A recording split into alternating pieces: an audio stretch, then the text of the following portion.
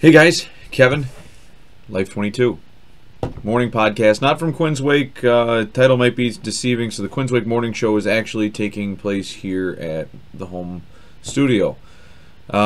Just trying to catch up on stuff. For most of you who don't know, baby Lennox had some problems breathing. What was it, last Wednesday was the council meeting, and then I got home. He wasn't breathing too well. He was turning gray, so June took him into the ER, and then he was shipped to Children's but they couldn't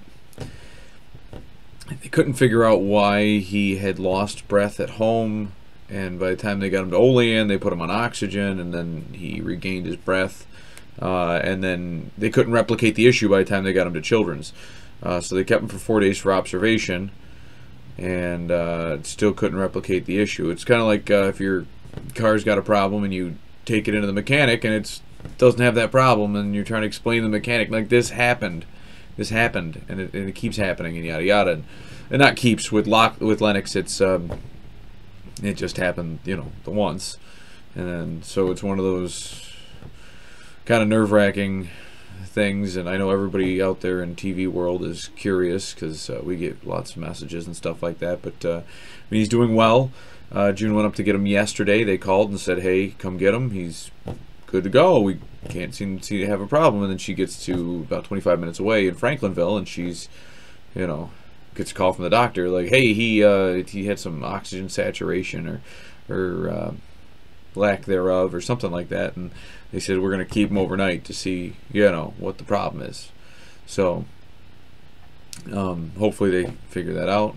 But this portion of the excerpt in the beginning hopefully gives everybody out there who is curious or concerned something to, you guys know as much as we do now. Yeah, my biggest problem is the fact that everybody keeps talking about how we have one of the greatest healthcare systems and one of the greatest hospitals in our area, and it irks me because we took Lennox into the ER. Had he been having worse of an issue that he needed, some substantial amounts of oxygen, we would have, he may not be with us today, and that is one of my biggest concerns.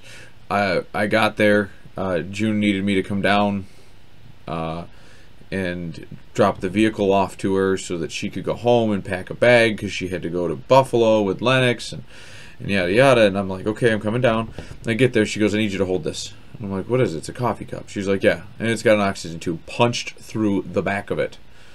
Not like nice little, like we're using a little X-Acto knife and cutting it here because we have scalpels and all sorts of shit here at the hospital. It was jam. So there's a split through the bottom of the cup, so it's not efficiently taking oxygen, and it's dispersing it through the shape of a coffee cup. And they want us to hold it within, well, we're noticing he's getting too much oxygen if it's within 3 inches, but if it's greater than 9, he's not getting enough, so keep it somewhere between 3 and 9 inches. Well, that's a very appropriate method if we were in the foxholes in some foreign country, and we were at war and we were MacGyvering something to keep somebody alive. Like, that would make sense. But this is the 21st century. Like, let's talk about this. I googled it. The little baby oxygen mask, to put the little tubes, that little thing that goes behind the ears and then goes to the oxygen machine, and fittings. Like a box of miscellaneous fittings, whether he needed an 1/8 inch for those types of tubes, to the 1/4 inch for the adult tubes, and the tubes. Box of fittings was $10. A box of masks was like $18.90. $18.90. They have zero at our local hospital. They have diapers that fit newborns. Not premature kids, not kids that might have to be stuck there overnight because they're a year old and it's something that everybody gets You know, like, oh, the kid's got the flu. Like, do you send them to children's? Like, no, because you treat a kid with the flu like you treat anybody with the flu. You put them on antibiotics or antivirals or whatever has caused this influenza. And, like, they don't have anything. Nothing. They have, well, we have rags to home make a diaper. And, you know, you start talking to people like, well, what do you guys do when, like, a baby comes, like, a week premature? Or they're like, if they don't come out 99%, like, they're full term and they're 99% healthy or greater, we instantly send them to children's. And I'm like, what's the percentage of babies you send to children's? Off the top of my head, and mind you, I've asked 2 or 3 different nurses and or doctors at our local hospital this, and they go 75% of babies born, full term or not, they send out. And they don't just send them on a helicopter that we have staged here. They have to ship the helicopter down from Buffalo or the ambulance down from Buffalo. So this baby has to wait 2 hours. Like, mind you, like when Lennox was born, he was not breathing because his lungs hadn't developed. So he has to now not breathe for 2 hours. Obviously they take the baby out of the room to a special holding area, and it's funny because they said they've never ever had newborn or infant-sized oxygen masks at our hospital. So I'm assuming there's some nurse in the back room waiting 2 hours with a coffee cup over my son's face. Like, this is the first I'm learning about that we don't have this $20 technology. Ooh, I've got a doctor who's got really big hands. Well, an extra box of gloves would cost his hospital $10 or $20 a year, so that one doctor who has extra large hands would have gloves. So we pay him full salary at $150,000 minimum to give people advice because we can't allow him through the health code to touch shit because he doesn't have gloves his size. Well, Jesus Christ, why the hell are you fucking paying somebody $150,000 minimum a year if they can't touch anything? Sorry to get Lewis Black on you, but that's asinine. Well, I've got a nurse with really small hands and we don't want to buy the extra box of gloves. That shit pisses me off, right? And it's not just the fact that, like, they're wasting money with that doctor scenario. They're putting my life and my son's life and the life of your children and your grandchildren or whoever it happens to be that happens to have a child that's under the age of 2.5. Under the age of 2.5. Under the age of 2.5, they don't have diapers or any equipment to handle this. You'd think for a hospital that talks about how they gross like millions of dollars a year in profit, and then they're part of Kaleida Health, some huge. You ever know anybody who has a franchise? I've got a couple friends that are part of franchises. You buy into Burger King or Subway or one of these businesses, right? You have access to everything that they have. You need a new furnace for your Burger King. You call the corporate office. They put you in touch with the shipping people. The shipping people say, okay, you don't need hamburgers. Okay, we're not going to talk to the food department. We're talking to the equipment department. Okay, what is it, fryers or is it a furnace? Oh, it's a furnace? We can get you a furnace. Oh, you need a roof? Oh, we can have the roofing material delivered through the franchise contract. Like Burger King has Burger King stamped shingles. Subway has Subway stamped shingles. Like they've got all the building material for your restaurant. Like whether it's countertops, whether it's tile, whatever it happens to be, they all have it through their franchise agreement. Like they've got, and sometimes they subcontract it out. I'm sure like Goodman Furnaces that provide heat and boilers and all that other happy horse shit to Burger King and Subway and McDonald's and all those places. I'm sure that they have, like, I'm sure they don't own Goodman. I'm sure Goodman just has a contract with them, just like any of the food vendors. But they get a super discount because I know a friend of mine bought his furnace. He owns a franchise. He bought his furnace, and it's like 50% off because they've got a national contract. It's like Enterprise Rent-A-Car. I used to work there. They get cars for like less than state bid. The state gets it at a certain price because they're buying millions. Enterprise Rent-A-Car across the country is buying way more than most states. So they get it at an even lower rate from the manufacturer of Mitsubishi and Chevy and Ford and all these people.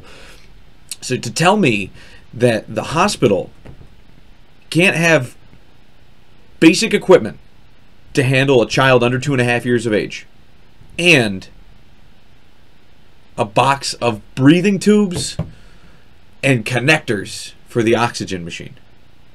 Because they're all on a pressure regulator. So if you say, oh, the kids need less pressure and less flow than an adult, well, guess what? I'm not a bonehead. You can turn the goddamn machine down. They don't have like a minimum, like, oh, sorry, this machine only goes down to adult standards. Like, no, they have it all the way to 0. Because otherwise you wouldn't be able to turn the thing off, huh? So you can see my frustration as a worried parent. And like somebody who lives in this community that like has to have this insufficiencies. Like, we're not a third world country. We have the luxury of having the local hospital that every time you have somebody in the neighborhood gets sick, they have an ambulance show up to the house that costs $10,000, and that person probably probably has their insurance cover it, and a lot of the insurance companies grieve to the state. The state gives them a discount and pays back the insurance company, who pays back the ambulatory company, which most of them are run by the state anyways. A lot of them are. We're subcontracted by the states. And then you turn around and who pays for that? Who pays for that discount? Well, the state had to pay taxpayer dollars? Well, guess what? Taxpayer dollars had to pay for that. So, Chewbacca, Quinn's Christmas gift to me. Me and her love Star Wars, so. So, anyways, that just, I mean, it's infuriating. How did they pull this off? Like, I know the Southern Tier anesthesiologist was a huge deal in our city this year. You know, like, oh, they're canceling the contract, and you know, there was a lot of, I don't know, I've always, there's a lot of people that are local and that support them and all this other stuff, and then, you know, you talk to a few hospital executives and they tell you, well, yeah, they're charging less, but there's a higher price to retain them, and the retention, like, it's like you go to a lawyer and it's like, well, how much you need down to hold the contract, and you know, I guess this other national Erie, Great Lakes, whatever, anesthesiologists were like $250,000, and the local ones were $1 million, and so like I'm getting mixed results because no one will give me any solid pieces of paper that actually say what the hell's going on. So you don't know what to believe. I mean, I'm going to support the local doctors. I support my local hardware store. You know, if I can go down to them, they have the parts, I go to them. They might be 15% more, but I'd rather spend my 15% local because it keeps it here. So, I mean, it's one of those things. But still, like, they're talking about how we still have great service and all this other stuff, and I'm not blaming the doctors. They're not going to do a test with a machine they don't have. I mean,